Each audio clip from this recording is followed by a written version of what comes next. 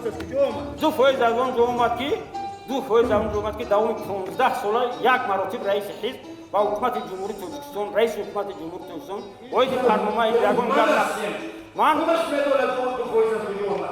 من در میدونم که واسه یک چیزا 60 تا توی داد.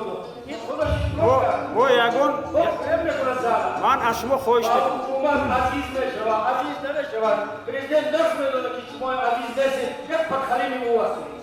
های هست پسی پرده گفتگوی من و تو گفتگوی من و تو های چون پرده برفتن نه تو مانی من های چون پرده برفتن نه تو мани man. Я еще раз подчеркну, что между мной и уважаемым президентом Эмомали Рахмоновым нет личной неприязни.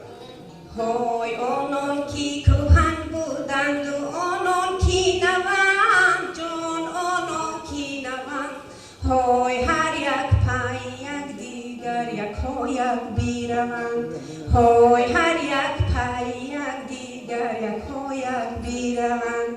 این اون که پادیمتاری موازده این جمهوری شادول خواهد من چیزی گفتم من گفتم ندانم بعد خیلی گفتم چی خیلی استادی من هستم. های این ملکی جهان و کس نماند جاوید اوی نماند جاوید های رفتند و رویم و بازویند و روند جان رفتند و رویم و بازویند و روند.